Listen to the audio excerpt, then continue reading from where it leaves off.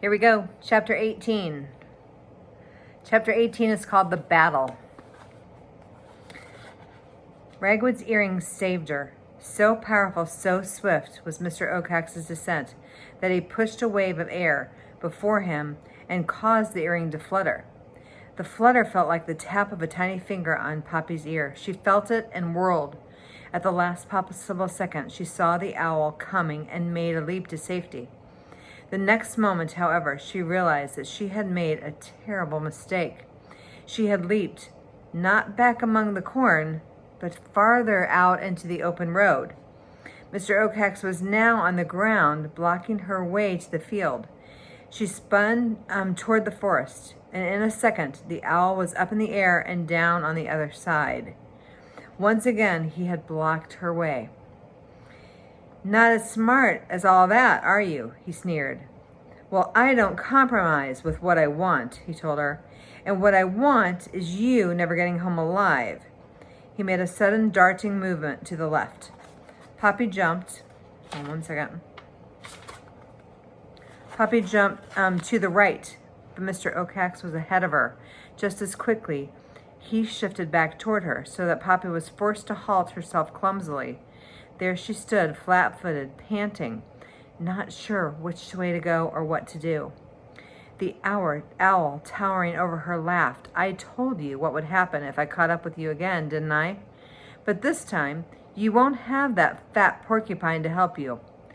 So saying, he made a snap at her with his beak. Mr. Oakhax's mention of Aerith was the reminder Poppy needed. She reached down and yanked the quill from her sash, then held it up before her like a sword. At first, Mr. Oakhax blinked. Then he snickered. "You don't think that one of its quills is going to stop me, now do you?" "That owl in the barn," Poppy panted between hard breathing, "is just a fake. You've been frightened by a fake owl." Mr. Oakhax's beak dropped open. He hesitated. In that moment, Poppy sensed that she could have gotten away, but she could not resist another taunt. "You're not an owl. You're a chicken," she cried in triumph. For an instant, the two of them, owl and mouse, confronted each other. Then a look of horrible rage passed across the owl's face. Poppy knew then that she'd made another blunder. She'd lost her momentary chance of escape, and now there was nothing he'd not do to kill her. Here's a picture.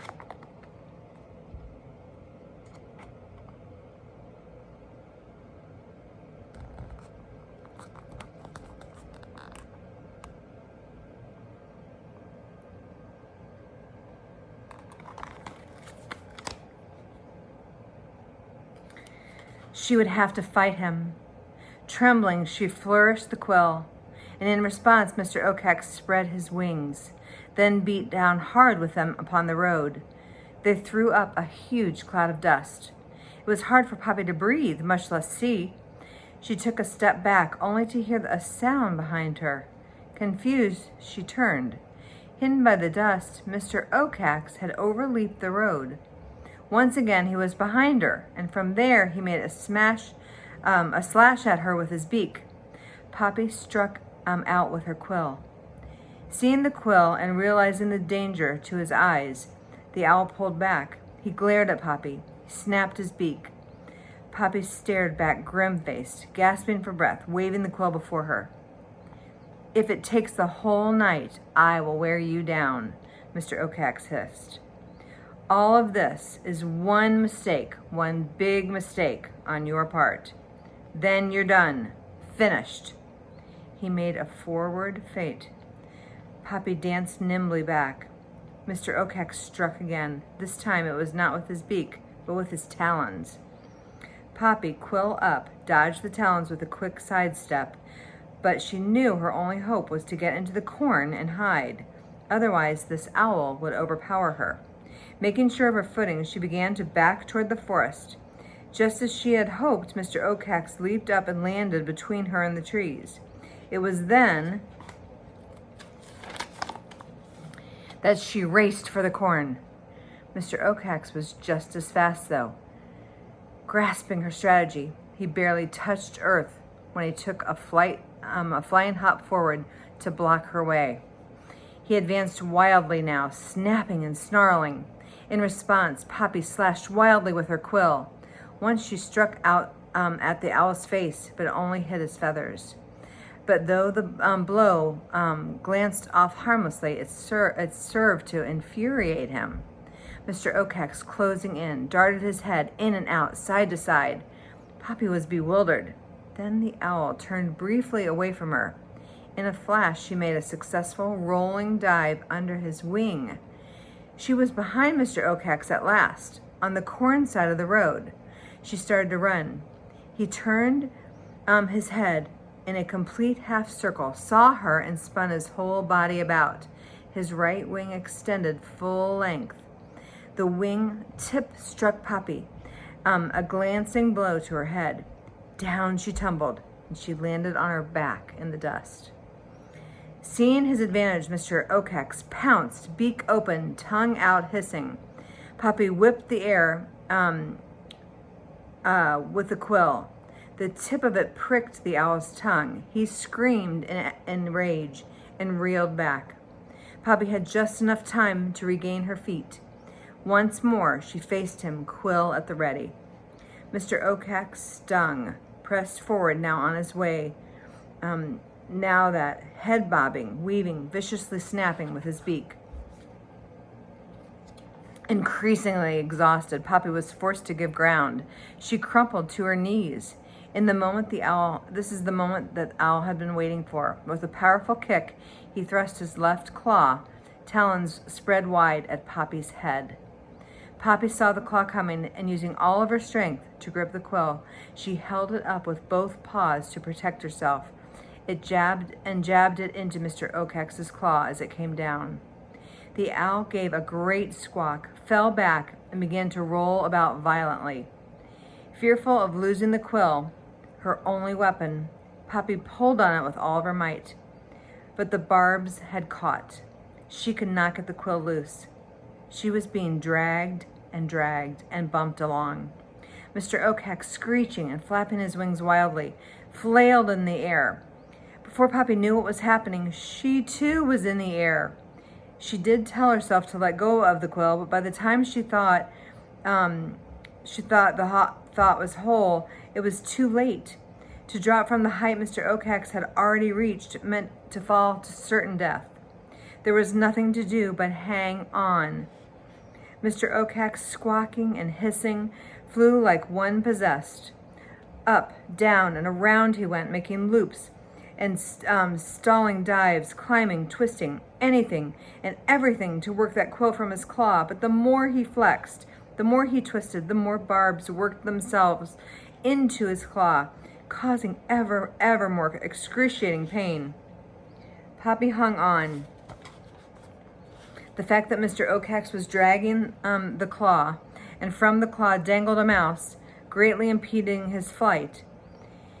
His flight path became increasingly wild. In his desperate desire to rid himself of pain, Mr. Oakes ceased to look where he was heading. Here's a picture.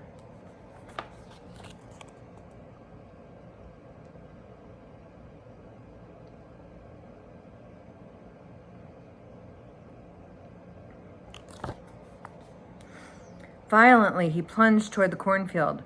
Once over it, he lowered his left claw, and that meant Poppy, deliberately thumping it and her along the cornstalks in the hope that the quill would be jerked out. Poppy was being battered, but each time she decided to raise her hold to the quill, the owl surged forward, causing her to cling to it even more convulsively than ever. Knowing that she could not take much more, Poppy tried to see ahead. Mr. Oakes was skimming low over the corn tops, but when he was passing beyond them, he dropped toward the ground. "Let go," Poppy told herself. "Let go." But she was feeling so groggy. Her own muscles would not respond. Then she saw what the owl was aiming for, the salt lick. And he was picking up speed. In his madness, he was preparing to strike his claw on that. Poppy had wits enough to sense that if he struck the hard salt, that would be the end of her. Let go, she cried to herself again, and this time she did. Down, down she plummeted. As she did, Mr. Oakes first rose but then dropped. Totally out of control, he slammed into the salt head on. So great the blow that the salt shattered while the owl went tumbling head over tail in an explosion of feathers. After 3 flips, he ignominiously flopped down like a sack of potatoes onto the ground. As for Poppy, she had landed on grass. From the moment she laid there, stunned, battered, and confused. She looked up into the sky, but saw nothing. Then she looked across the lawn. She saw him then. Mr. Oakes lay on his back, perfectly still. His claws were drawn up over his chest, slightly curled. The quill still stuck out of the left one.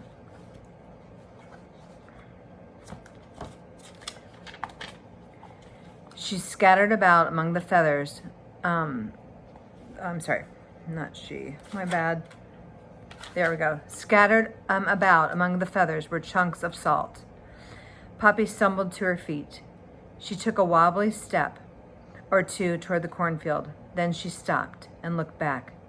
Mr. Oakes still had not moved. She stared at him. Slowly, not sure if she could believe what she was thinking, she crept closer to this fearsome owl. After every few steps, she paused, looked, sniffed. Still there was no movement. Here's a picture.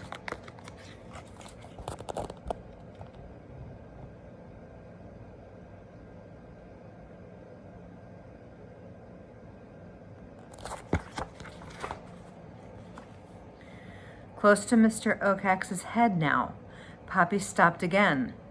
The owl's great eyes were wide open, staring into the sky. His devil-like tufts of feathers were bent. His beak was open. As Poppy watched, it snapped listlessly. Mr. Oakes? No answer. She took another step closer. Mr. Oakes! His head turned slightly, and for a moment his eyes seemed to focus in on her. Sometimes, he murmured, sometimes I wonder why I bother to protect you. And with that, his beak made a final clack shut. His eyes closed, and Poppy knew it then. Mr. Oakes was no longer alive. Oh my goodness, she defeated him. That's the end of our chapter.